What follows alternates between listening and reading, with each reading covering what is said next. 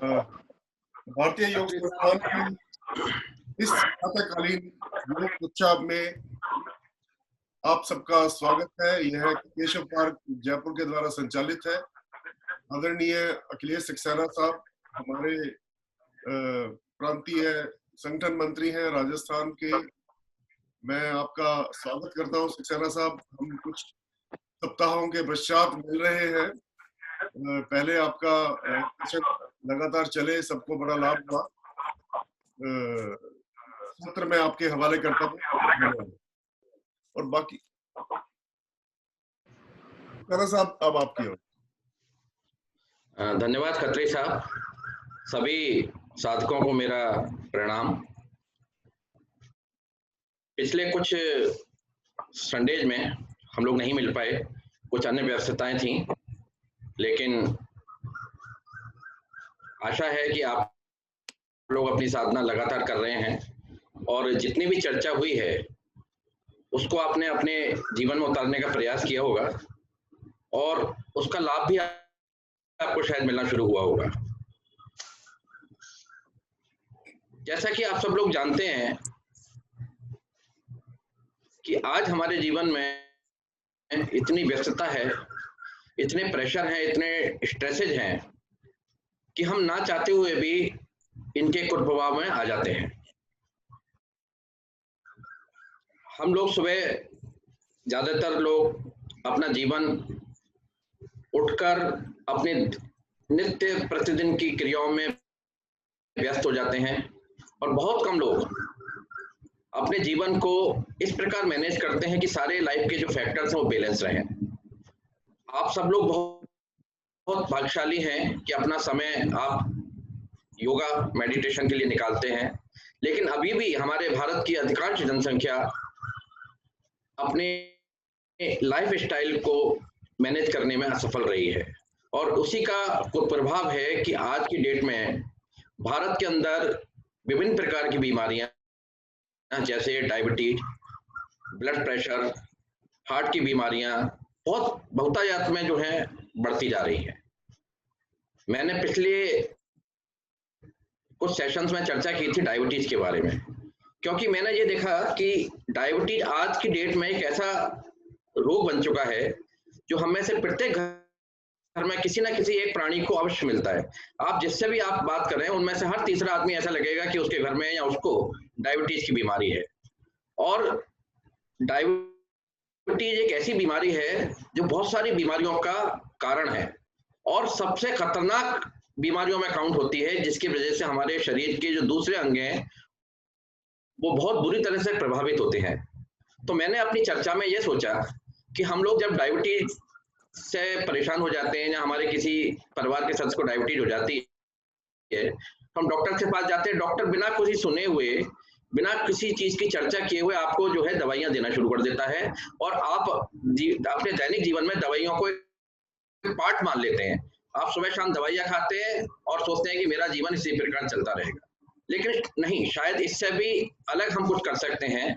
पहली चीज तो मैं आपको ये बता दूं कि डायबिटीज जो है वो लाइफ स्टाइल का रोग है, क्योंकि हमारे जो डॉक्टर्स हैं, जो हमारा मेडिकल स्टडी बताती है, वो आज तक इस चीज को पता नहीं कर पाई कि डायबिटीज होने का रीजन क्या है, डायबिटीज कैसे हो गई, क्या है, ये सब मालूम है, लेकिन अभी भी उनको सही रूप में ये मालूम नहीं है कि डायबिटीज का वास्तविक कारण क्या है। There are so many causes और उसमें से सबसे बड़ा कॉज जो हम कहते हैं हमारे लाइफ स्टाइल का प्रोडक्ट है ये डायबिटीज। अगर हमारी लाइफ स्टाइल सही नहीं है तो किसी ना किसी दिन डायबिटीज होना निश्चित है। तो आज मैं इसी चीज पर चर्चा करूंगा। जैसे मैंने कुछ सेशन में, पिछले सेशन में डायबिटीज के बारे में बताया था कि डायबिटीज होती क्या है, कैसे होती है, इसके क्या क्या प्रभाव होते हैं और इसको कैसे कंट्रोल किया जा सकता है। ये देखा गया कि डायबिटीज के लिए सबसे बड़ा जो कारण है वो है स्ट्रेस, तनाव। अगर हम अपने जीवन में तनाव को मैनेज करना सीख लें, या हम ये बात समझ लें कि तनाव से हमारे जीवन में, हमारे शरीर पर, हमारा जीवन दैनिक दिनचर्या है उस पर किस प्रकार प्रभाव पड़ता है, तो शायद हम अपने जीवन में कुछ परिवर्तन ला सकें और हम अपने जो प्रॉब्लम हो चुकी हैं, डायबिटीज जैसी या हार्ट की बीमारी है, हाई ब्लड प्रेशर है, लो ब्लड प्रेशर है, उसमें बहुत अधिक लाभ प्राप्त कर सकते हैं। तो आज की मेरी जो चर्चा का विषय होगा वो होगा कि what is the effect of stress on our lifestyle, on our body, what is the cause of diabetes due to stress and how we can manage stress। क्योंकि देखिए ऐसा है, योग हमारे बहुत सारे लोग कराते हैं, मेडिटेशन बहुत सारे लोग कराते हैं, लेकिन जब तक आप किसी विषय को समझेंगे नहीं, अपने जीवन में हमें किस प्रकार व्यवहार करना चाहिए, उसका कॉज क्या है, जब तक हम उस कॉज को नहीं हटाएंगे तब तक हमें उस चीज का लाभ मिल नहीं सकता। तो मैं खत्री साहब से अनुरोध करूंगा कि मुझे स्क्रीन शेयर करवा दें प्लीज, जिससे कि मैं अपनी परिचर्चा को आगे ले सकूं। बहुत ही व्यवहारिक चर्चा रहेगी आज की। मेरा जो प्रयास रहता है वो यही रहता है कि मैं जो व्यवहारिकता के साथ में आप लोगों के साथ उन कारणों को चर्चा कर सकूं जिसके बारे में हम जानते भी उनको हम नेग्लेक्ट करते रहते हैं और उनका बहुत अधिक प्रभाव हमारे जीवन में आता है।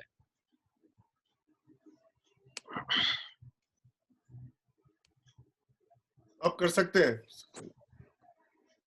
Thank you.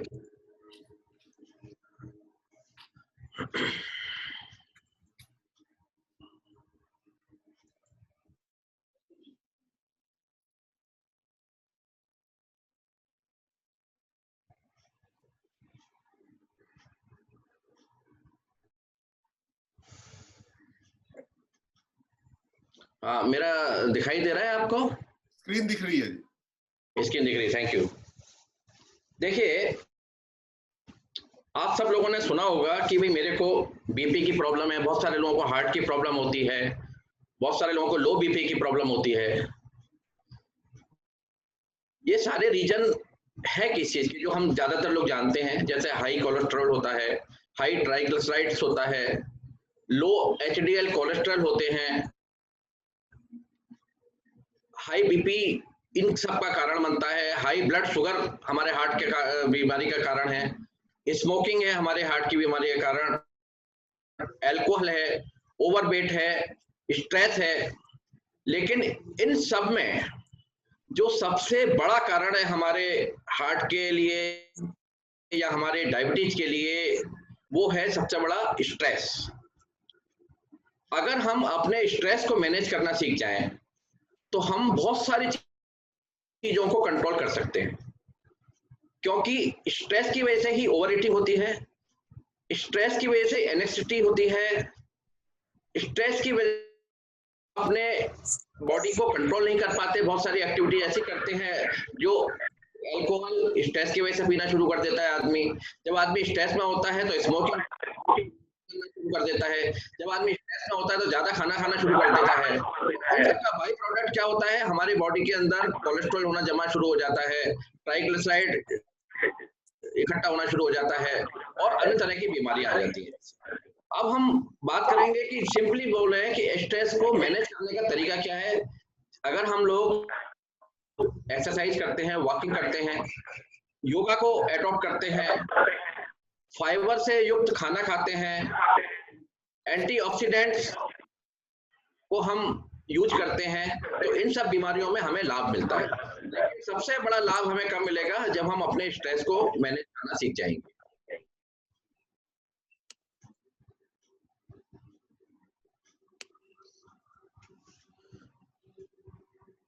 सक्सेना साहब, आपकी आवाज नहीं आ रही क्या? अभी बीच में कट हुई थी।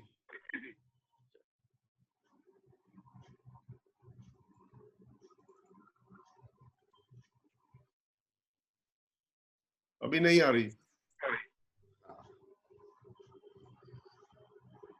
आ रही है अभी? हाँ जी। देखिए, ये एक मैं आपको चार्ट दिखा रहा हूँ। एक मिनट सक्सेना साहब, ये सब लोग प्लीज अपना चेक कर ले, म्यूट हो जाए, कहीं साउंड आ रही है। जैन साहब आपका देख लीजिए और तंवर साहब आपका भी देख लीजिए, म्यूट कर दीजिए माइक अपना प्लीज। Thank you. हाँ जी।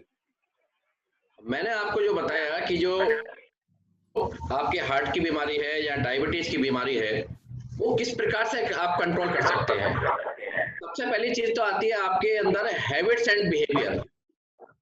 जब तक आप अपने हैबिट्स को चेंज नहीं करेंगे, जब तक आप अपने बिहेवियर को चेंज नहीं करेंगे, तो आपके सारी चीजें इनएफेक्टिव हो जाएंगी। दूसरा हमारा एक फैक्टर होता है अपनी बीमारी को कंट्रोल करने का, मेडिकल पैरामीटर। कैसे मेजर करेंगे मेडिकल पैरामीटर? जैसे आपके अंदर कोलेस्ट्रॉल कितना है, आपका बीपी कितना है, आपके अंदर जो ग्लूकोज का जिसको हम डायबिटीज बोलते हैं वो कितना है, वो सब चीजें मेजर कर लेते हैं। दूसरी चीज आती है कि हम अपने लाइफ में डाइट को मैनेज करें, क्योंकि डाइट भी एक बहुत बड़ा रोल प्ले करता है।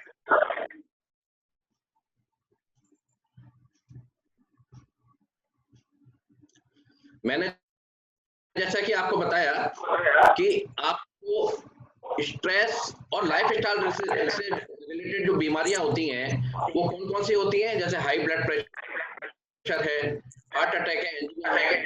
आपको होना चाहिए कि आपके स्ट्रेस की वजह से गैस्ट्रिक की भी प्रॉब्लम होती है, असर हो सकता है। डायबिटीज मैंने आपको पहले बता दी कि डायबिटीज स्ट्रेस इससे बहुत बड़ा कारण है। डायबिटीज होने का स्ट्रेस, आपको नींद नहीं आने की बीमारी हो सकती है। स्ट्रेस की वजह से आपको ओबेसिटी हो सकती है, ओवरवेट आपका हो सकता है। हमको बहुत सारा लगता है कि हमारा ओवरवेट क्यों हो रहा है, that may be the cause due to the stress.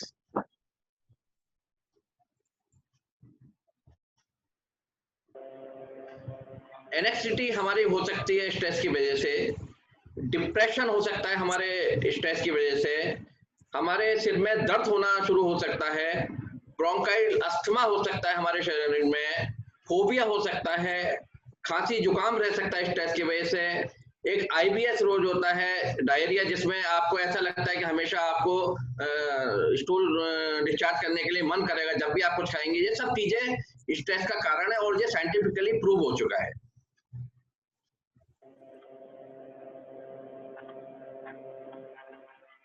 अब आप कहेंगे कि स्ट्रेस कैसे है, हमको कैसे मालूम पड़े? क्योंकि आपने पास अगर आपको ब्लड प्रेशर है तो आप नाप सकते हैं, आपको डायबिटीज है तो आप मेजर कर सकते हैं कि भाई मेरे को 100 है, 250 है, 150 है।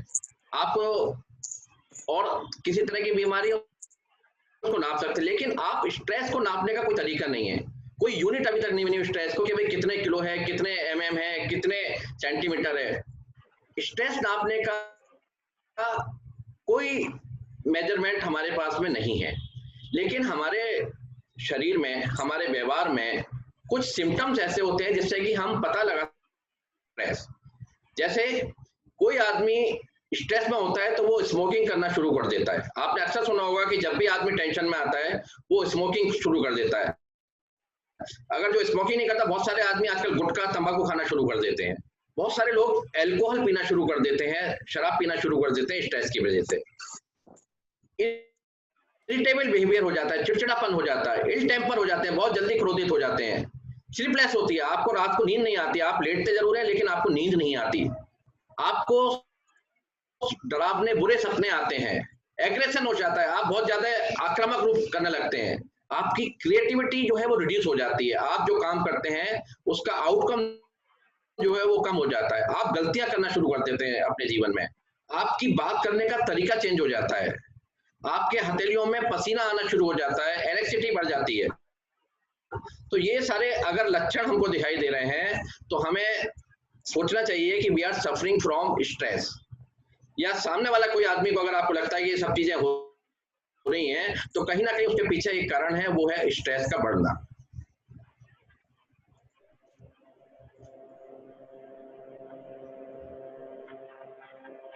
अब जीवन में स्ट्रेस है ये हमने पता कर लिया, लेकिन ये स्ट्रेस किस तरह से लोगों को होती है? सबसे ज्यादा जो सफरर होते हैं वो स्ट्रेस के, वो होते हैं टाइप ए पीपल, क्योंकि मेडिकल साइंस में स्ट्रेस को नापने का कोई तरीका नहीं होता।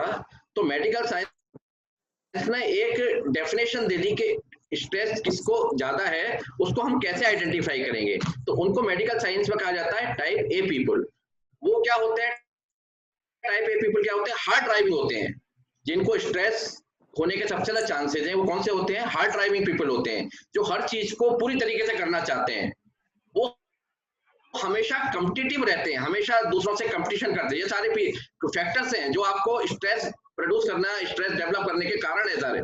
जो आदमी हमेशा ये रहेगा कि मैं इसे करके दिखा दूंगा, या हमेशा कंपटीशन करता रहेगा कि उसकी दुकान में इतना चल रहा है, मेरे बिजनेस में इतना चल रहा है, मेरे को ऐसा करना है। अगर आप कॉम्पिटिटिव बिहेवियर में आ गए तो आपके यहाँ स्ट्रेस डेवलप होना शुरू हो जाएगा।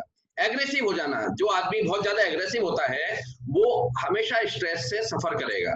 रिएक्टिव, हम हर चीज पे बहुत जल्दी रिएक्शन देते हैं, किसी ने कुछ भी बोला और इमीडिएटली हमने उसको रिएक्शन देना शुरू कर देते हैं। ये सारे जो है वो स्ट्रेस के हैं।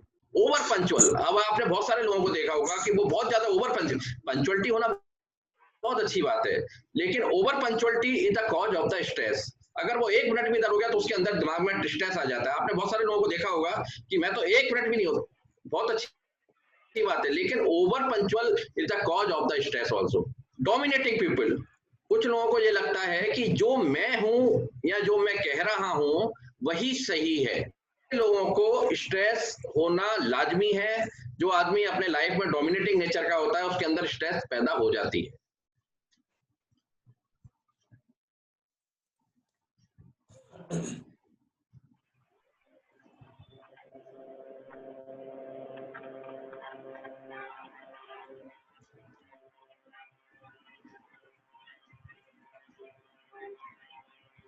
आवाज बंद होगी सक्सेना साहब। How stress was measured. अब आप कहेंगे कि स्ट्रेस को हम मेजर कैसे करेंगे। Increase stress at work. आपने कभी कभी अपने कार्यस्थल पर, अपने बिजनेस में, अपने ऑफिस में देखा होगा कि हम कई बार चिड़चिड़े हो जाते हैं। वो एक मेजरमेंट है कि आपके अंदर स्ट्रेस बढ़ती जा रही है। घर में आपका परिवार के साथ में, आपकी पत्नी के साथ में, आपके बच्चों के साथ में, आपके हस्बैंड के साथ में आपका बिहेवियर चेंज होने लगे तो आप समझ जाना चाहिए कि हमारे अंदर स्ट्रेस डेवलप हो चुकी है।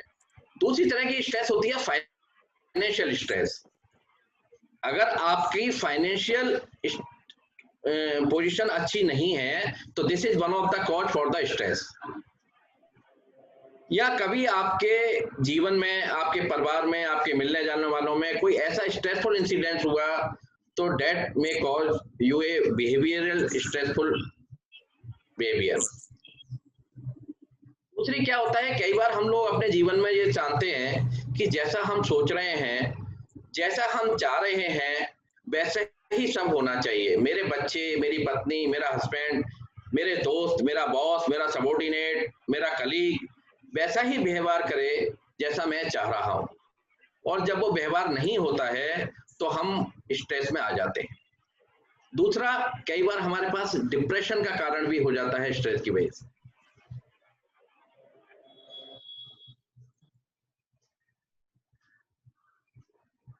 सबसे बड़ा स्ट्रेस का जो कारण है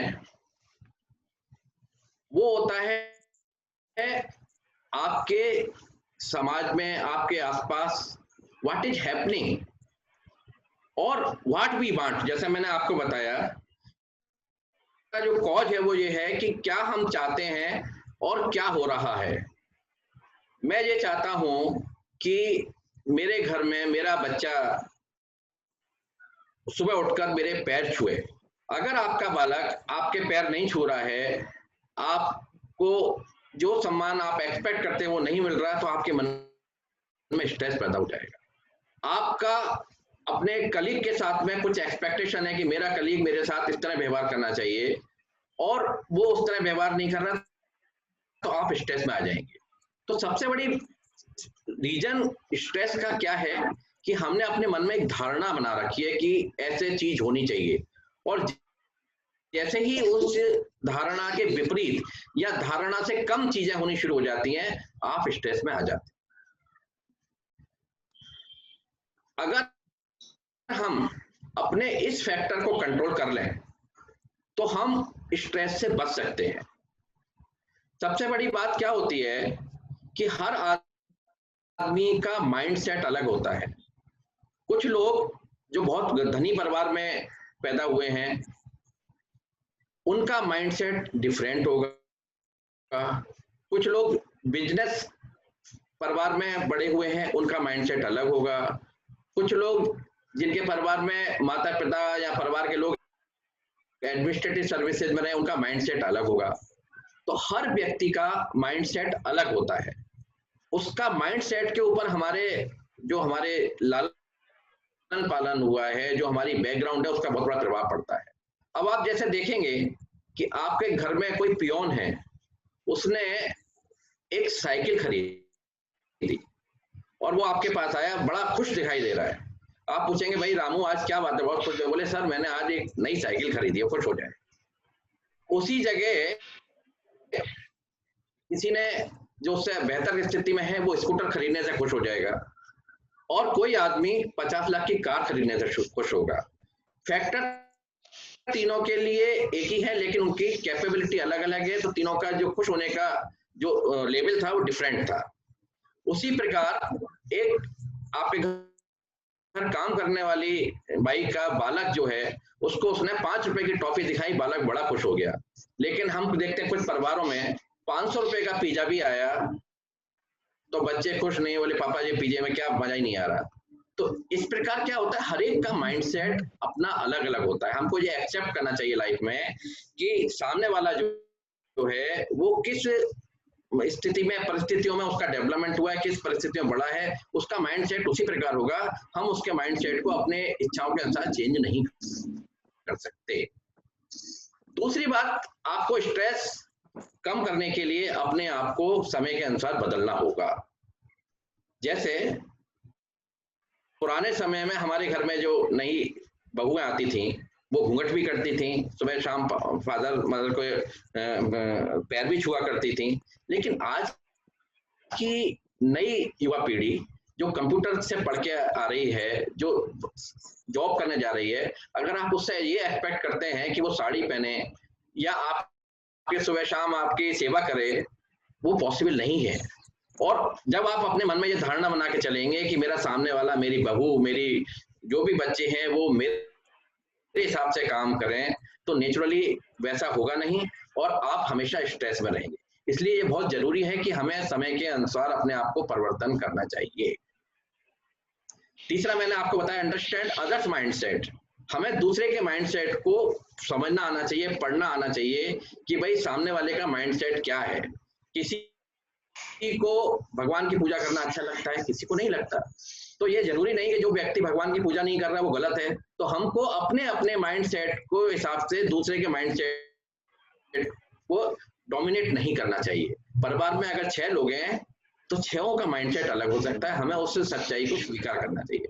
और जितनी जल्दी आप इस सच्चाई को स्वीकार कर लेंगे, आप अपने जीवन को अच्छा, सरल, स्ट्रेस फ्री बना लेंगे।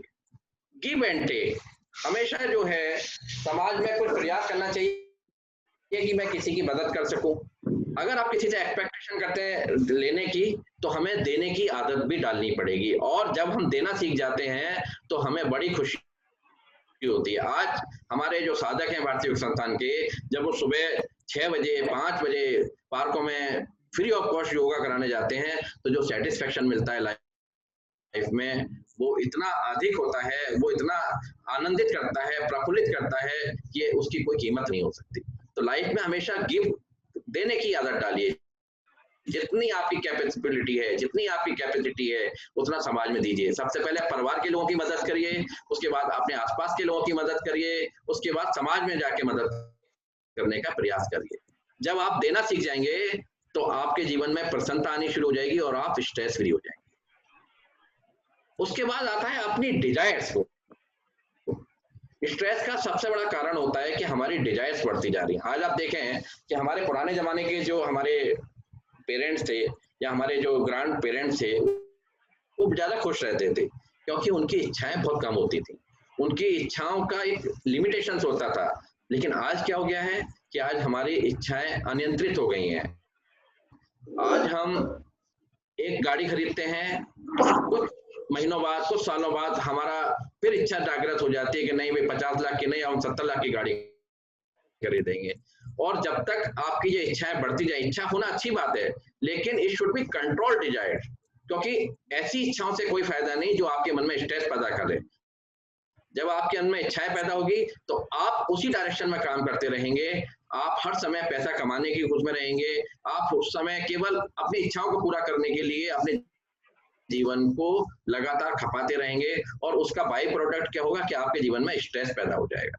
जैसे ही स्ट्रेस पैदा होता है आपके अंदर बीमारियां पैदा होनी शुरू हो जाती हैं। बीमारियां पैदा होने के बाद पुनः दोबारा स्ट्रेस बढ़ जाती है। जैसे ही आपको स्ट्रेस होना शुरू हुआ, बीमारियां बढ़ी, फिर उसके ज्यादा और ज्यादा स्ट्रेस बढ़ जाती है। इसलिए हमेशा जीवन में ये फैक्टर्स को याद रखें कि हमें अपने डिजायर्स को कंट्रोल करके चलाएं।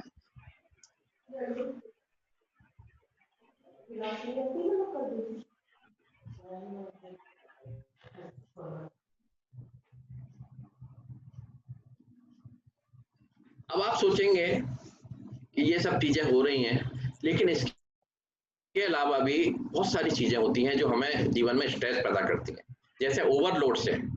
ओवरलोड्स अर्थात जैसे हमारे बिजनेस में बहुत अधिक हम अपने कैपेबिलिटी से ज्यादा अपने बिजनेस को बढ़ाना चाहते हैं। ऑफिस में अपने आप को दिखाने के लिए हम बहुत ज्यादा काम अपने सिर पे ले लेते हैं, या समाज के बहुत सारे कामों को आपके पास में समय नहीं है फिर भी आप किसी को ना नहीं कह पाते और बहुत सारे काम अपने ऊपर ले लेते हैं। जब आप सारी चीजों को ले लेते हैं और उसको परफॉर्म नहीं कर पाते तब आप स्ट्रेस में आ जाते हैं।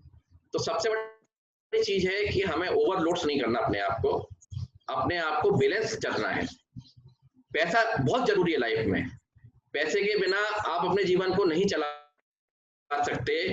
पैसा भी एक कारण होता है स्ट्रेस का, इसलिए सबसे पहले हमें इतना ध्यान रखना है कि हमारे पास इतना पैसा अवश्य होना चाहिए कि हम अपने जीवन को आराम पूर्वक चला सकें। उसका सबसे बड़ा एक कॉज रखिए कि आपके अंदर सेविंग्स की आदत आनी चाहिए। जब आपके अंदर सेविंग्स की आदत आ जाएगी तो आप कॉन्फिडेंस रहेंगे कि आपके पास पैसा है और आपके पास स्ट्रेस नहीं होगी। इसके अलावा सेक्टर्स ऑफ लाइफ होते हैं।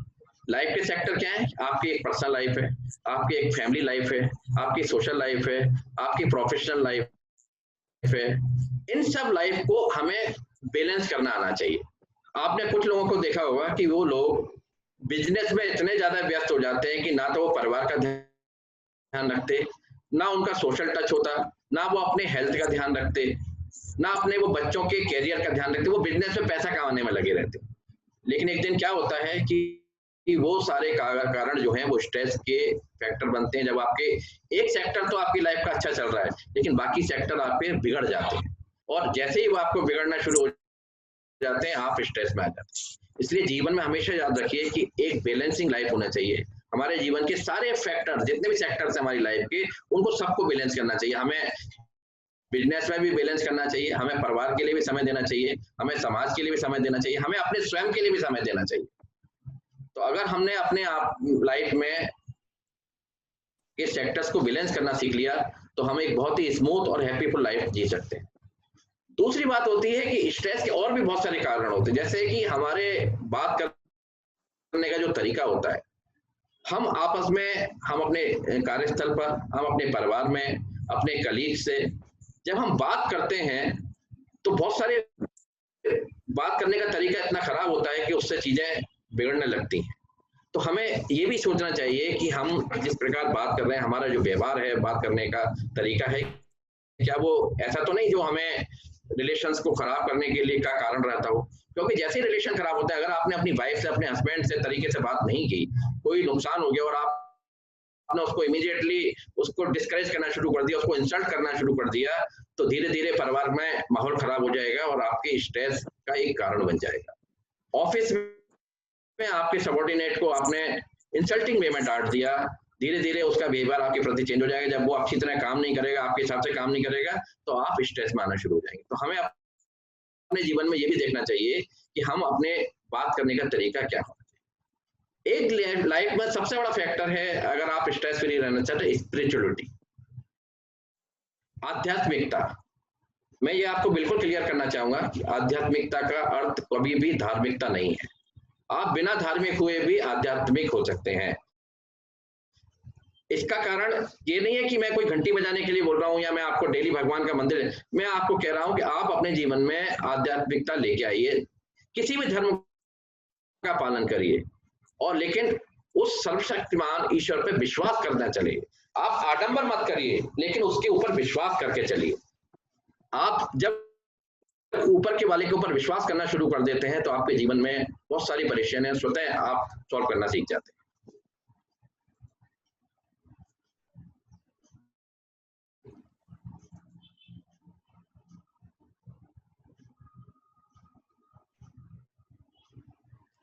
मैंने आपको पहले ही बता दिया।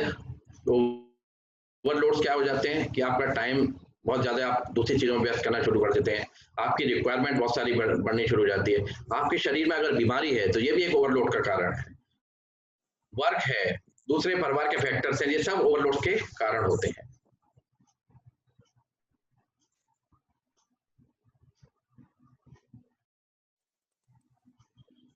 दूसरा क्या है कि ओवरलोड्स कैसे कैसे आपके स्ट्रेस के जो मैंने बताया था ओवरलोड जो कारण होते हैं वो कैसे कैसे बढ़ते जाते हैं। अगर आप कंटेम्प्ट करते हैं, किसी की हमेशा आलोचना करते रहते हैं, कंडेम्स करते रहते हैं, एब्यूज करते हैं, आप दूसरों को गालियां देते हैं, दूसरों की बुराइयां करते हैं, एक्यूज करते हैं दूसरे आदमी को गलत ठहराने के लिए, किसी आदमी की इंसल्ट करते हैं, क्रिटिसाइज करते हैं, कंप्लेंट करते हैं, तो ये सारे कारण जो हैं आपके स्ट्रेस के बन सकते हैं।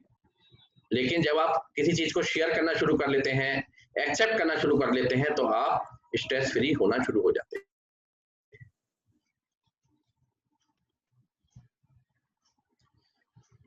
मैंने आपको जो बताया था कि आध्यात्मिकता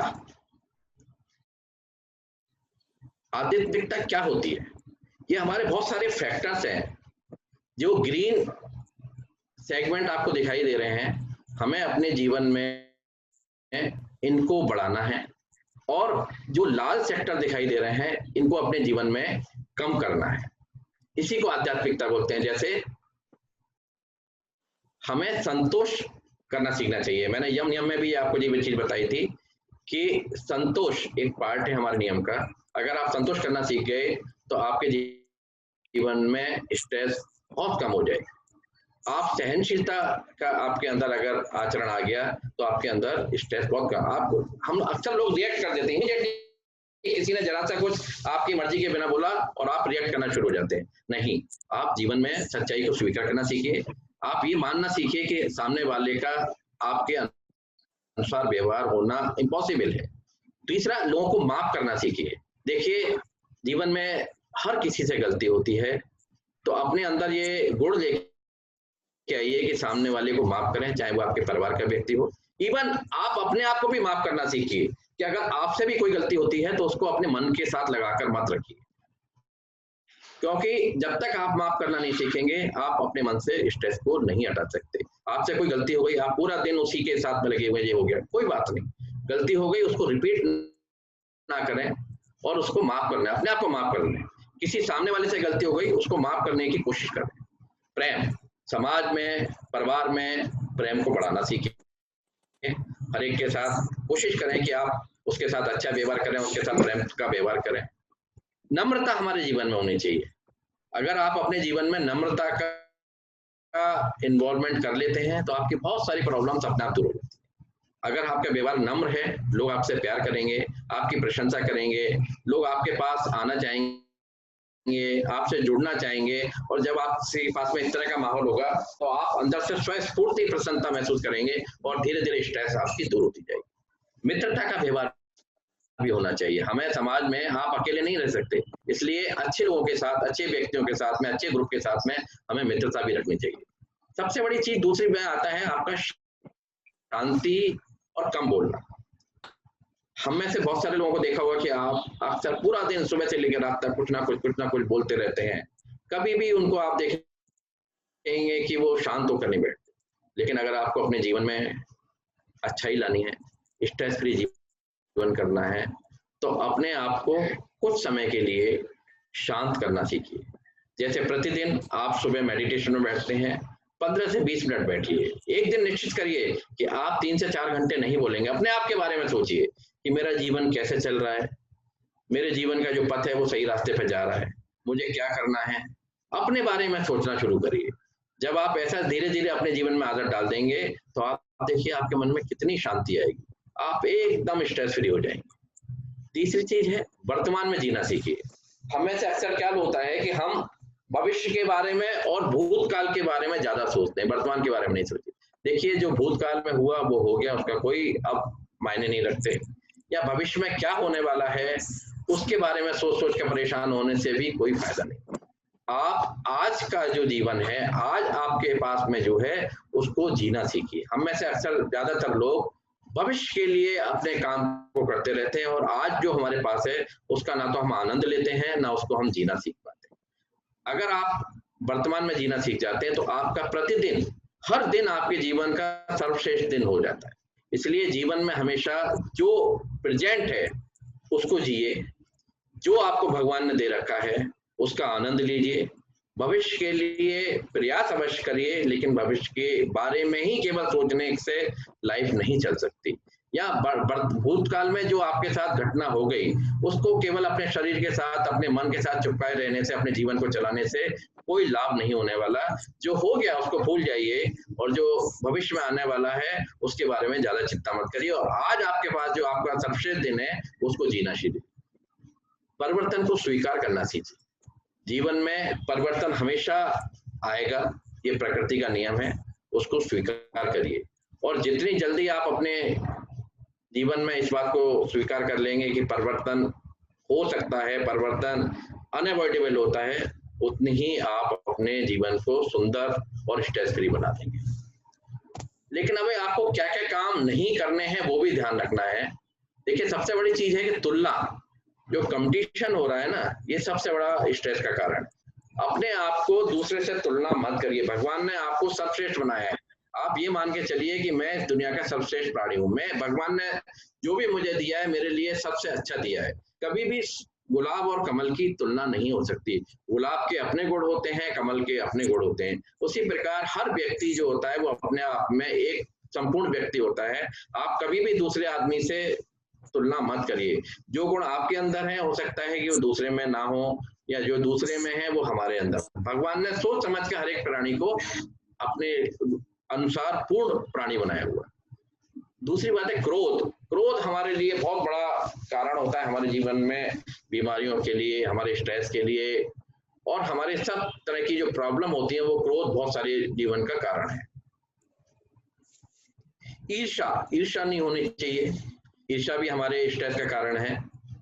अनियंत्रित काम, जैसे मैंने आपको बताया कि बिजनेस में या ऑफिस में इतना ज्यादा अपने काम में इन्वॉल्व हो जाना कि हम बाकी सारे फैक्टर्स को भूल जाएं, उसको भी हमें कंट्रोल करना चाहिए।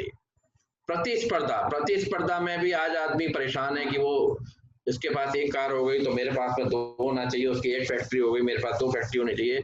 हमें कहीं ना कहीं रुकना पड़ेगा लाइफ में। लाइफ के जो अच्छाइयां हैं जो आपके पास है, उसको आनंद करना सीखिए। अहंकार, अहंकार बहुत बड़ा कारण है हमारे जीवन में डिस्टर्ब करने का, हमारे स्ट्रेस के पैदा करने का। क्योंकि अहंकार होता है तो ऐसे कर्म होते हैं, ऐसे काम होते हैं कि उनकी वजह से हमें स्ट्रेस पैदा होता है। तो ये बहुत सारी चीजें हैं, और ये सब चीजें कहाँ से शुरू होती हैं? जो हम योग जब हम करते हैं, तो पहले ही दिन हमें बताया जाता है कि यम और नियम का पालन करें। ये सब उसमें कवर होती हैं। अब आप कहेंगे कि ये सब तो हो गया, लेकिन इसको करें कैसे? उसके लिए सबसे बड़ा जो कारण है, सबसे बड़ा जो तरीका है, वो है आपका योग और मेडिटेशन। अभी भी हम लोग, ज्यादातर लोग जो हैं, वो योग करते हैं, लेकिन योग में केवल आसन प्राणायाम करके हम लोग अपने आप को मान लेते हैं कि हमने अपना कार्य पूरा कर लिया। लेकिन स्ट्रेस को मैनेज करने के लिए सबसे बड़ा, सबसे महत्वपूर्ण जो पार्ट है, वो है आपका मेडिटेशन। आप दिन प्रतिदिन 15 मिनट से अपने मेडिटेशन के लिए शुरू करिए और धीरे धीरे इस समय को बढ़ाइए। फिर देखिए आपके जीवन में कितना परिवर्तन आता है। ये जरूरी नहीं है कि जब हम योग की क्लास में आते हैं तभी हम मेडिटेशन कर पाए। आप अपने घर पर भी शाम को भी कर सकते हैं। इवन कार्यस्थल पर भी आप अपने को मेडिटेशन कर सकते हैं। मेडिटेशन के लिए सबसे बड़ी आवश्यकता क्या है कि आप एक शांत वातावरण में बैठ जाएं, कमर को अपना सीधा कर लें, आसन में बैठे, चाहे पद्मासन में बैठे, नहीं बैठ सकते तो आलती पालती मार के बैठ जाएं, वो भी नहीं बैठ सकते तो कुर्सी पे कमर को सीधा करके बैठ जाएं, और अपनी जो ज्ञानेंद्रियां हैं, 5 ज्ञानेंद्रियां, उनको नियंत्रित कर लें। सबसे पहली चीज, जो सबसे ज्यादा परेशान करती है वो हमारी आंखें। आंखों को बंद कर लें और अपनी सारी इंद्रियों को रिलैक्स कर दें। मन को बिल्कुल शांत होने का प्रयास कराएं और कोशिश करें कि उस जगह पे करें यहाँ शोर आदि ना हो। तो आप मेडिटेशन जैसे जैसे करने का अभ्यास करेंगे आपको बड़ा ही सरल लगने लगेगा और फिर आप अपने जीवन में ऐसा परिवर्तन देखेंगे आपको लगेगा कि इतना सुंदर जीवन मुझे प्राप्त हुआ है और मैं आप न केवल अपने जीवन को जिएंगे परंतु आप अपने व्यवहार में परिवर्तन लाकर इस समाज के लिए भी बहुत ज्यादा उपयोगी बन जाएंगे, अपने परिवार के लिए उपयोगी हो जाएंगे और आपके प्रति लोगों का नजरिया मिल जाएगा। क्योंकि जब हम बिहेवियरल चेंज आता है, जब हमारे व्यक्तित्व में परिवर्तन आता है तो ना केवल आप अपने आप को प्यार करने लगते हैं बल्कि समाज भी आपसे प्यार करने लगता है। और हम क्या चाहते हैं कि समाज हमको इज्जत दे, हमें प्यार करे, हमारे परिवार के लोग हमें प्यार करें और जब हमें वो सब चीज मिलना शुरू हो जाती है तो जीवन में हम संतुष्टता की ओर चले जाते हैं, पूर्णता की ओर चले जाते हैं। तो आज के इसको मैं यहीं विराम देते हुए सक्सेना साहब जी हेलो सक्सेना साहब, अरे बताइए जी ये स्क्रीन शेयर एक बार हटा देंगे क्योंकि तो अच्छा रहेगा। हाँ मैं इसको स्टॉप कर देता हूँ। हाँ ठीक है, क्योंकि ये गति नहीं है उसमें। ठीक है। हाँ तो आशा है कि आज के जो हमने चर्चा की है इसके ऊपर आप मनन करेंगे, चिंतन करेंगे, क्योंकि हम डेली योग क्लास में आते हैं, आसन प्राणायाम करके जाते हैं, लेकिन जो लाइफ को मैनेज करना है वो सीखना भी बहुत जरूरी होता है। और मेरा प्रयास यही रहेगा कि बड़े ही साधारण शब्दों में, बड़े ही सामान्य रूप से मैं महत्वपूर्ण चीजें जो हमारी लाइफ मैनेजमेंट के लिए हैं उसके बारे में आपसे मैं लगातार चर्चा करता रहूं और उसका लाभ। अब हम चलेंगे प्राणायाम की ओर। पहले 5 मिनट के लिए सभी लोग आंखें अपने, पहले तो अगर आप लोग थक गए हो तो आपके पैरों को रिलैक्स करने के लिए आप अपने पैरों को फ्री कर लीजिए। आराम से 1-2 मिनट के लिए आप अपनी स्थिति को चेंज कर लीजिए और फिर उसके बाद जिस स्थिति में भी आप बैठने में कंफर्टेबल हो उसमें बैठ जाएं और 3 से 4 मिनट के लिए हम मौन धारण करते हुए, आंखें बंद करते हुए शांत भाव से बैठें।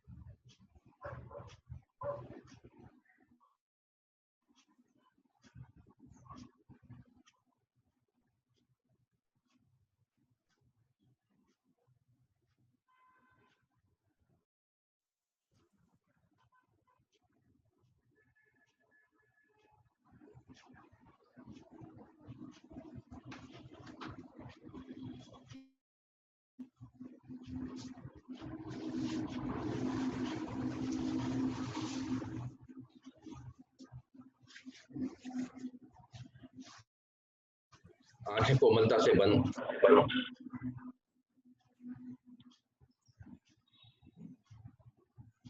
पूरी तरह मन शांत,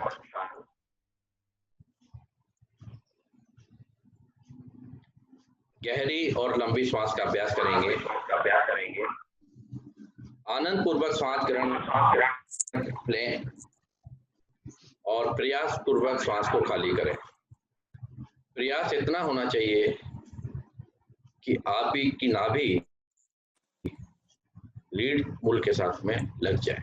पूरी श्वास को खाली करें, पुनः आनंद पूर्वक सांस लें, कोई तनाव नहीं, चेहरे पर एकदम शांति का एहसास। 5 से 6 बार गहरी और लंबी श्वास का अभ्यास करें।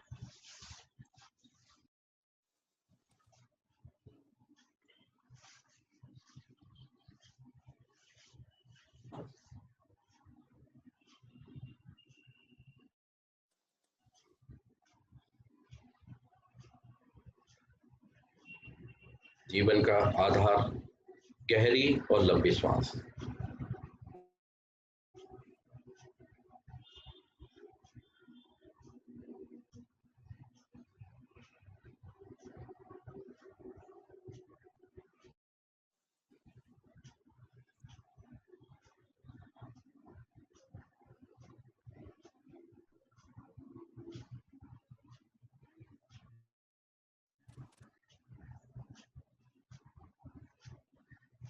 शांत करेंगे अनुलोम विलोम। दाएं हाथ से प्राणायाम मुद्रा बनाएं।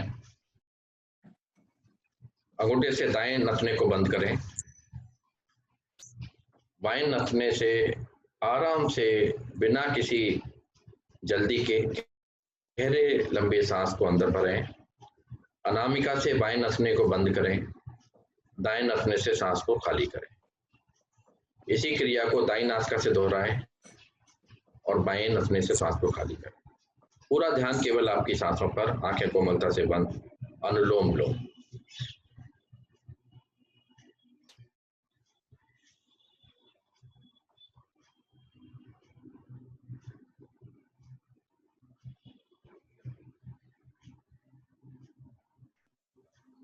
सांस इतना हल्के से लेना है कि आपको खुद को भी कम से कम एहसास हो कि सांस अंदर जा रही है और सांस बाहर जा रही है।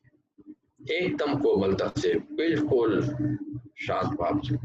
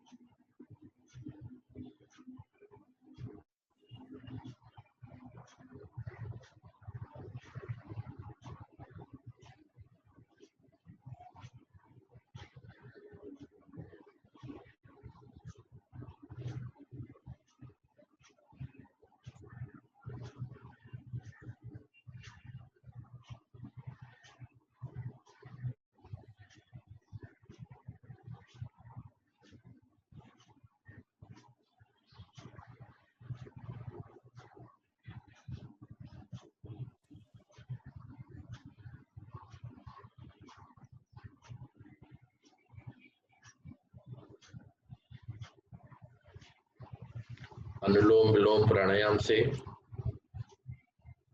मन के विचारों में शांति आती है,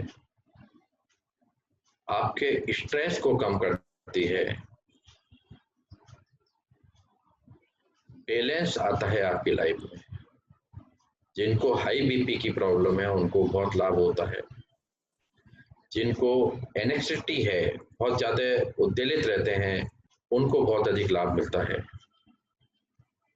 बहुत ही सुंदर प्राणायाम की क्रिया है। लगातार कम से कम 5 मिनट अवश्य करना चाहिए।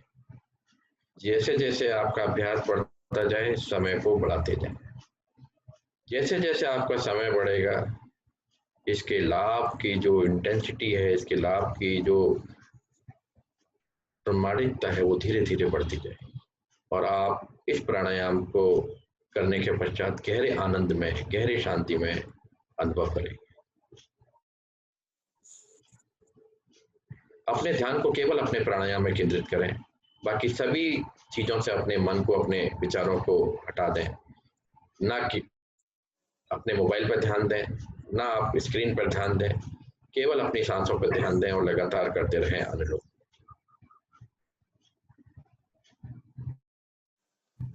कमर और गर्दन सीधी। हमारा अभ्यास करते हुए गर्दन झुक जाती है। हमेशा ध्यान रहे कि जब भी हम प्राणायाम ध्यान करें, हमारी कमर और गर्दन बिल्कुल सीधी होनी चाहिए। करते रहें। जिन लोगों ने बंद किया है वो लगातार अपने अभ्यास को करते रहें।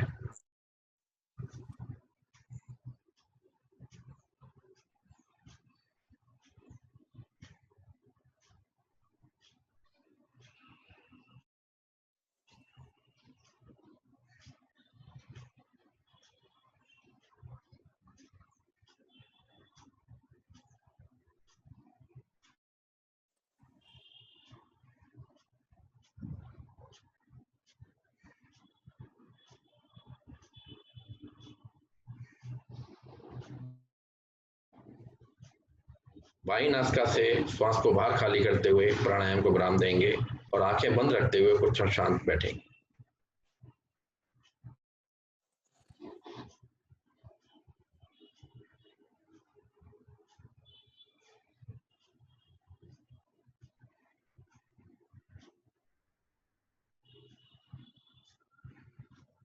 करेंगे कपालभाति, दोनों हाथ घुटनों पर, गहरी लंबी श्वास भरें, पूरी श्वास को खाली कर दें। एक बार पुनः गहरी लंबी सांस भरें और पूरी शक्ति और सामर्थ्य के साथ में सांस को बाहर फेंकें। पेट स्वतः अंदर जाएगा, पूरी शक्ति और पूरी सामर्थ्य के साथ में। नासिका से आवाज आनी चाहिए। शरीर स्थिर रहेगा, केवल पेट का संकुचन और कुंचन होगा, पूरी शक्ति सामर्थ्य के साथ में।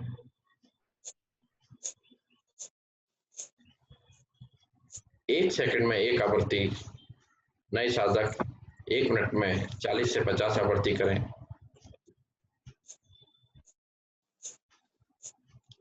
पूरी शक्ति सामर्थ्य के साथ फेंकें सांस को बाहर। सांस को लेना नहीं है, केवल सांस को बाहर फेंकना। सांस स्वतः अंदर आ जाती है, केवल पेट का संकुचन आकुंचन। बहुत ही सुंदर प्राणायाम। कहा जाता है कि इस प्राणायाम से हमारे शरीर के 99% रोगों में इसको लाभ होता है। शरीर की अनेक बीमारियां इस प्राणायाम से दूर होती हैं। इसीलिए इसको कपालभाति कहा गया कि जब हमारा शरीर रोग विहीन हो जाता है तो हमारे मस्तिष्क में चमक आ जाती है, हमारे मस्तिष्क जो है चमकने लगता है।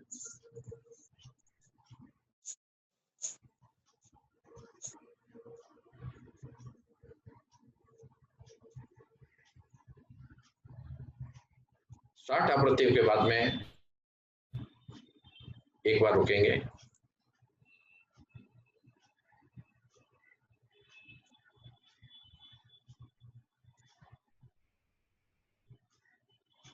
पुनः दोबारा एक बार और क्रिया शुरू करेंगे। गहरी लंबी सांस भरें और पुनः सांस को शक्ति और सामर्थ्य के साथ बाहर छोड़ते हुए अभ्यास को शुरू करें। पूरा ध्यान केवल अपनी क्रिया पर, आंखें बंद, शरीर स्थिर, कमर गर्दन सीधी।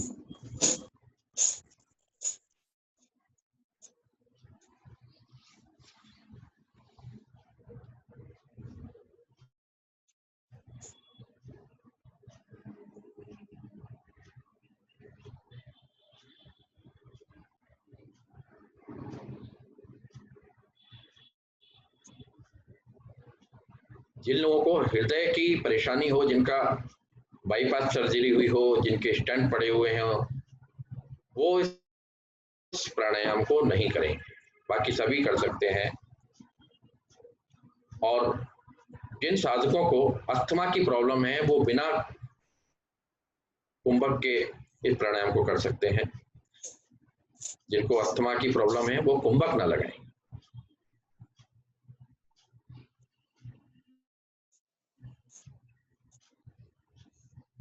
पूरी सांस को बाहर खाली करके बाह्य कुंभक में त्रिबंध लगाएं।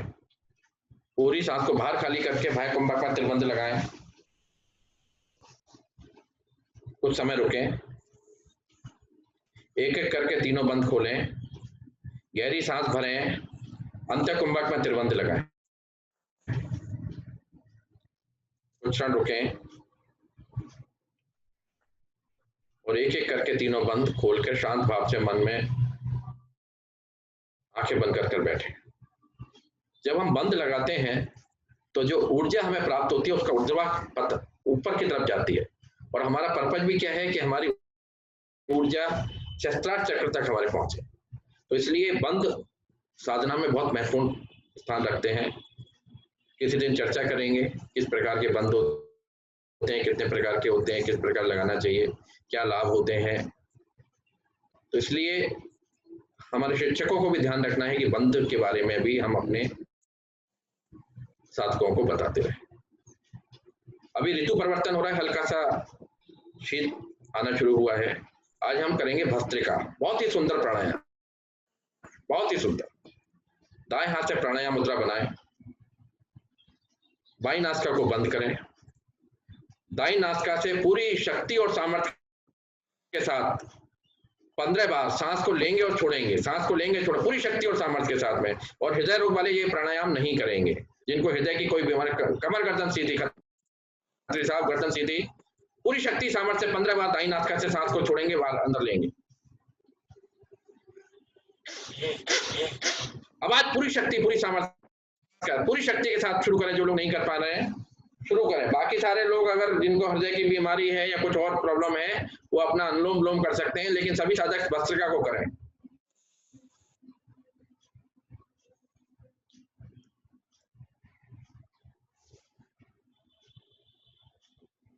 पूरी शक्ति के साथ में सांस को बाहर छोड़ना है, लेना है, छोड़ना है और लेना है। 15 बार करने के बाद रुक जाएं, कुछ क्षण विश्राम करें। इसमें विश्राम का बहुत बड़ा महत्व है, कंटिन्यूअस नहीं करना है। आप एक क्रिया के बाद कुछ क्षण अवश्य रुकें। अब यही क्रिया बाईं नासिका से करेंगे। बाईं नासिका से 15 बार सांस को लेना है, छोड़ना है पूरी शक्ति और सामर्थ्य के साथ में। शुरू करें। बाईं नासिका से पूरी शक्ति और सामर्थ्य के साथ में सांस लें और छोड़ें। दाईं नासिका को बंद करें, बाईं नासिका से शुरू करें।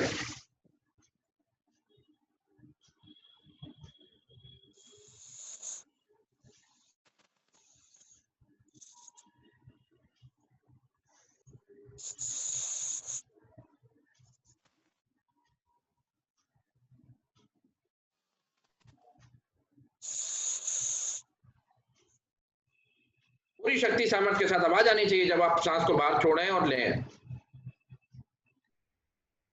विश्राम।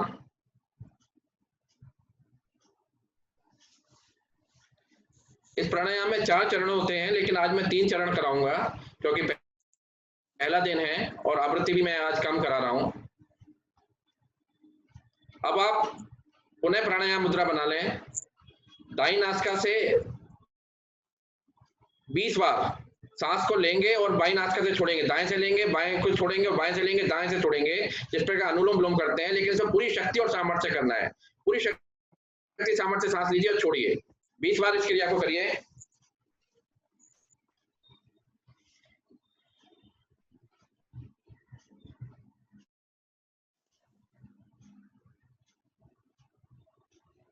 लगातार पूरी शक्ति पूरी सामर्थ्य के साथ में।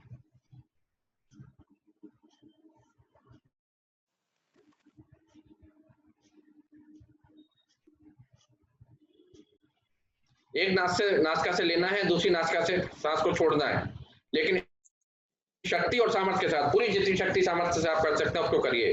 पूरा मन खुल जाएगा, पूरा आपका मस्तिष्क जो है एकदम शांत हो जाएगा। और जिन लोगों को अस्थमा, एलर्जी, जुकाम आदि की प्रॉब्लम है, रामबाण प्राणायाम है, 100% फायदा होता है इस प्राणायाम से।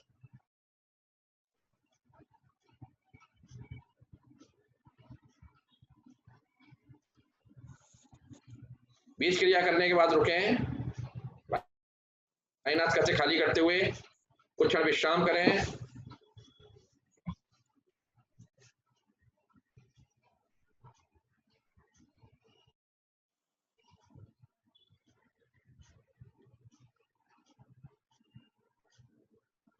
दोनों हाथ घुटनों पे रख लें। अब दोनों नासिकाओं से 20 बार यही क्रिया करनी है। पूरी शक्ति के साथ सांस लेनी है और पूरी शक्ति के साथ सांस को छोड़ना है। 20 बार वही क्रिया करेंगे। दोनों हाथ घुटनों पे रख लें, शरीर को स्थिर कर लें। 20 बार सांस लें और छोड़ें।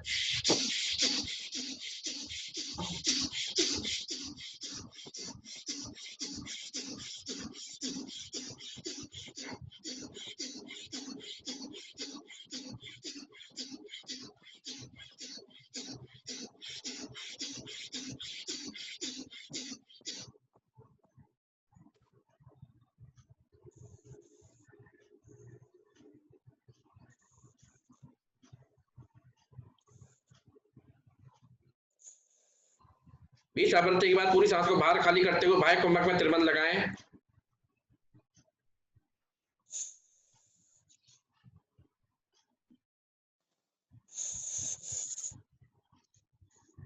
धीरे धीरे बंद खोलें, शांत भाव से बैठें। इसके लगातार प्रयास, इसको जब हम करते हैं इस प्राणायाम को, तो प्राणायाम के बाद केवल्य कुंभक की प्राप्ति होती है। मन एकदम शांत हो जाता है। बहुत ही सुंदर और बहुत ही प्रभावशाली प्राणायाम है, और इसको हम केवल ठंड के दिनों में ही करते हैं, गर्मी में इस प्राणायाम को नहीं कराया जाता है। आंखें बंद।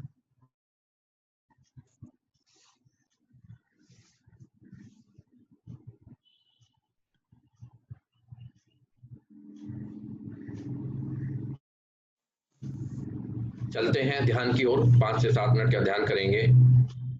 आंखें कोमलता से बंद।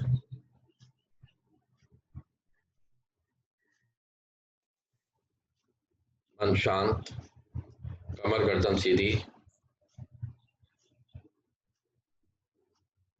अपने ध्यान को अपने नासिका के अग्रभाग पर लेकर आए। अपने ध्यान को सांसों की गति पर केंद्रित करें। नासिका के अग्रभाग पर ध्यान रखते हुए कि देखें किस प्रकार श्वास आ रही है और किस प्रकार श्वास जा रही है। पूरा ध्यान केवल अपनी सांसों की क्रियाओं पर।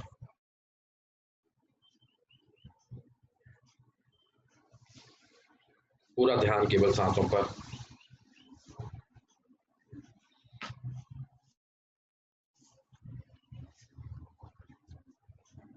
पूरी तरह ध्यान अपनी सांसों पर केंद्रित करें। मेरे शरीर में किस प्रकार श्वास प्रवेश कर रही है और किस प्रकार शरीर की यात्रा करते हुए सांस बाहर जा रही है। पूरी तरह मन शांत, ध्यान केवल सांसों पर। शरीर के प्रत्येक अंग को रिलैक्स करते हैं, केवल ध्यान केवल सांसों पर, कोई तनाव नहीं। पूरा ध्यान केवल सांसों की गति पर। कमर गर्दन सीधी।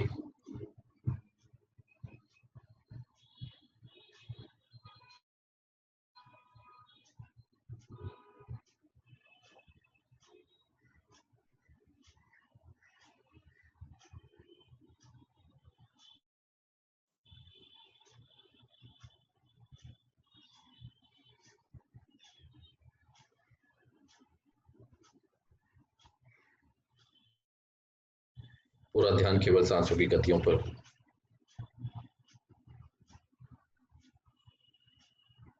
मन शांत, विचार शांत,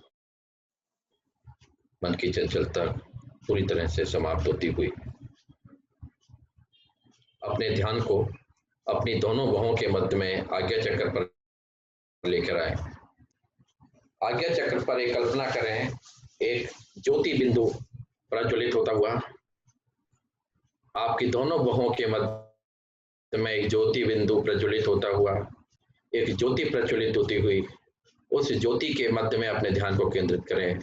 उस ज्योति की लौ के मध्य में अपने ध्यान को केंद्रित करें। उस ज्योति का प्रकाश धीरे धीरे आपके मस्तिष्क पर, आपके चेहरे पर, आपके शरीर पर फैलता जा रहा है। आपके चारों ओर ज्योतिमय हो चुका है। उस सुनहरे प्रकाश से आपका शरीर पूरी तरीके से प्रफुल्लित हो रहा है। आपके चारों तरफ एक सुंदर सुनहरा प्रकाश विद्यमान। आप पद्मासन की स्थिति में बैठे हुए हैं, पूरी तरह से शांत स्वभाव में, चारों तरफ केवल प्रकाश। उन्हें ध्यान अपने ज्योति के मध्य में लेकर आए।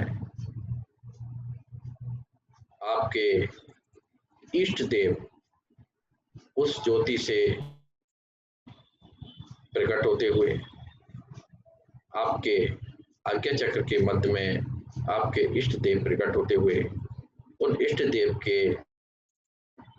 सुंदर स्वरूप के दर्शन करें। पूरा ध्यान उनके चरणों में केंद्रित करते हैं।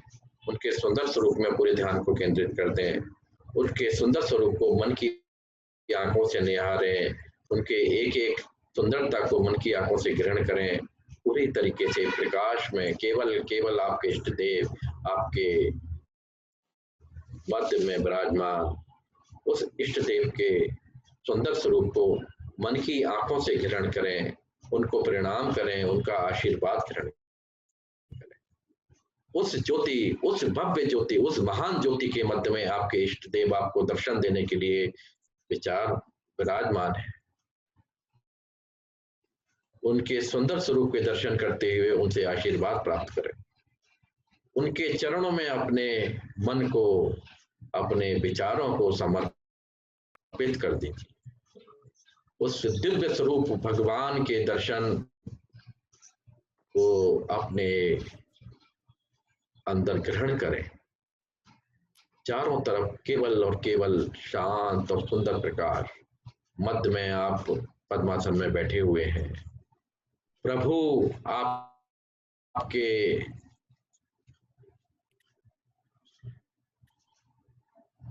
मध्य में विराजमान है, उनके सुंदर स्वरूप का हम आनंद ले रहे हैं।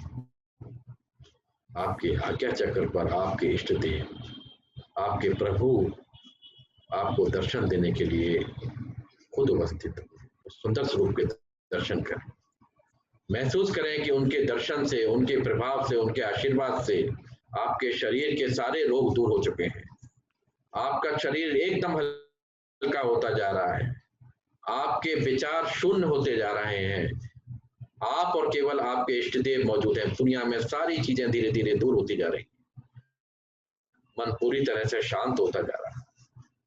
उस सुंदर स्वरूप के दर्शनों से आपके शरीर में एक प्रकाश पैदा हो, आपका शरीर रोग विहीन होता हुआ, हल्का होता हुआ, दिव्यतर से दिव्यतम की ओर जाता हुआ, पूरी तरीके से शांत हुआ।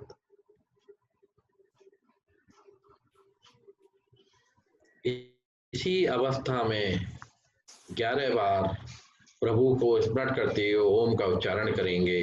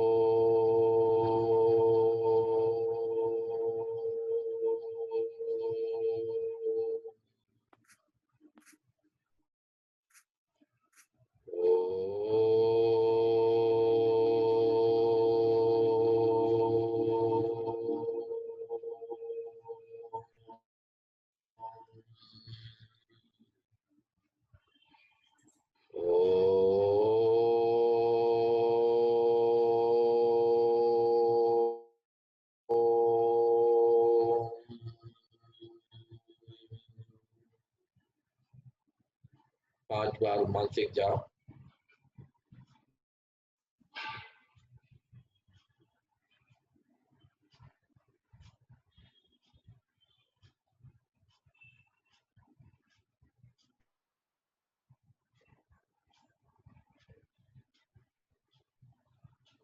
शांत मन की आंखों से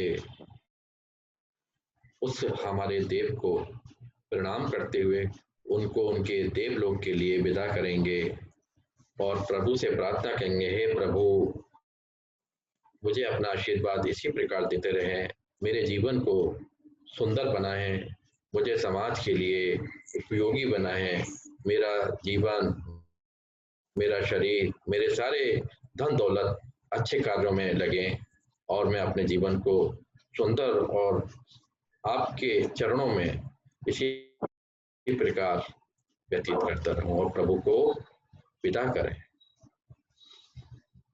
प्रभु अपने लोक की ओर जाते हुए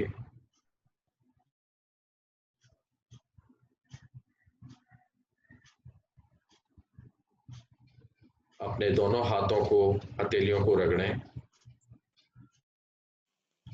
और पैदा हुई ऊष्मा को अपने चेहरे पर, नेत्रों पर धारण करें और धीरे धीरे आसन की ओर देखते हुए नेत्रों को खोलें।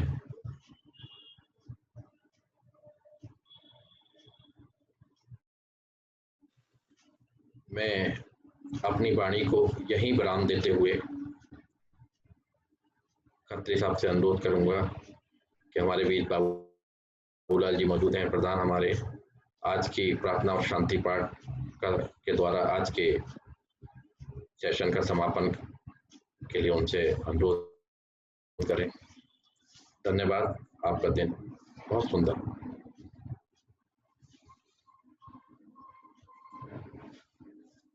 सक्सेना साहब धन्यवाद, बहुत बहुत सुंदर वार्ता और प्राणायाम और ध्यान रहा, साधकों को बहुत लाभ इसका मिलेगा।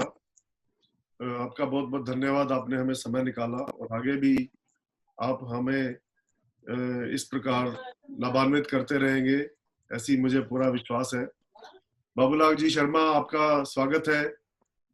थैंक यू वेरी मच, आप हमारे साथ हैं आज। आपसे अनुरोध है, जैसा कि आदेश किया सक्सेना साहब ने, कि प्रार्थना और शांति पाठ के साथ इसका समापन करें।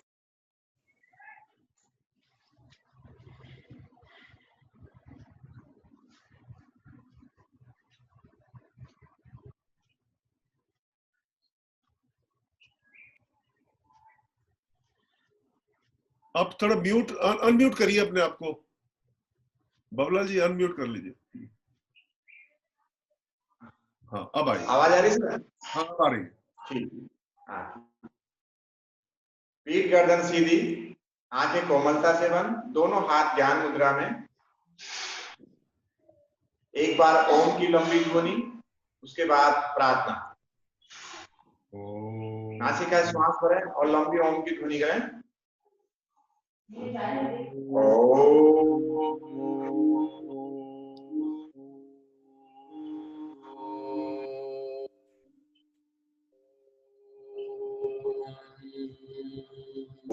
ओम अस्तु मा सद्गमय, ओम तं सोमा ज्योतिर्गमय, ओम मृत्युर्मामृतं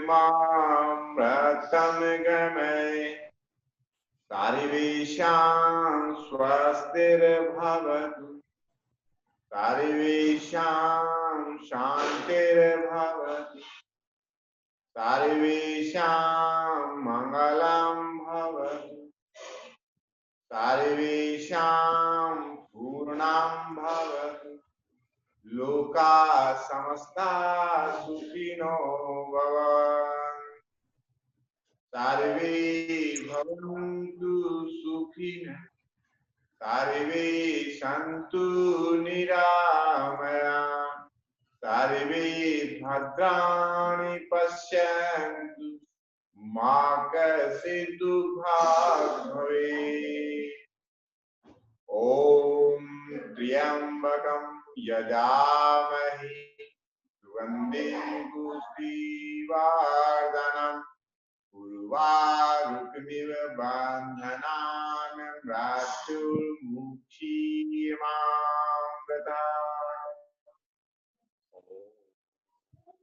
ॐ शान्ति अन्तरिक्षं ॐ शान्ति पृथ्वी शान्तिरापः शांति भूषधैर्य शांति वनस्पतया शान्तिरविश्वदेव शान्तिर्ब्रह्म शान्ति सर्वगं शान्ति शान्तिरेव शान्ति कामा शान्तिरेव ओम शांति शांति शांति।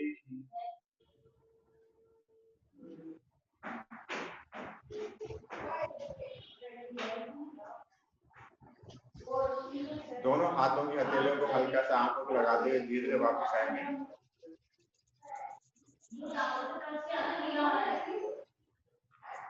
धन्यवाद सभी का, मेरे को मौका दिया प्रार्थना कराने का। धन्यवाद खत्री साहब। धन्यवाद सेना जी को बहुत बहुत बढ़िया, thank you very much. Khatri साहब एक आज सूचना की मैं वार्ता देना साहब चाहूंगा। बहुत अच्छी लगी। हाँ जी, हाँ, मैं एक थोड़ा सा सूचना देना चाहूंगा हाँ जी, कि हमारे यहाँ बहुत सारे साधकों को, बहुत सारे लोगों को हार्ट की भी बहुत बड़ी प्रॉब्लम आती है, डायबिटीज के बाद हार्ट। तो अगली जो मेरी चर्चा रहेगी वो हार्ट की प्रॉब्लम के बारे में रहेगी कि what is blood pressure, low blood pressure क्या होता है, हाई ब्लड प्रेशर क्या होता है, हार्ट में ब्लॉकेज कैसे होते हैं और हम क्या करें जिससे कि हमें इन सब चीजों से आराम मिले या हमें इस तरह की बीमारी ना हो। तो जब भी होगा नेक्स्ट संडे या उससे अगले संडे पर एक अच्छी परिचर्चा रहेगी। तो मेरा सभी से अनुरोध है कि जिनको भी इस तरह की समस्या है उनको इसके प्रोग्राम से जोड़ें। मेरा उद्देश्य केवल ऐसा है कि साधारण भाषा में हम अपने रोज तरह की जो हमारे जीवन में परेशानियां हैं उनको हम समझें, क्योंकि जब हम समझना शुरू करते हैं तो उसके लिए हम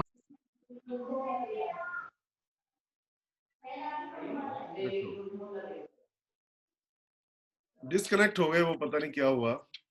चलिए, हमें अगला एजेंडा मिल गया है हृदय की रोगों के ऊपर। तो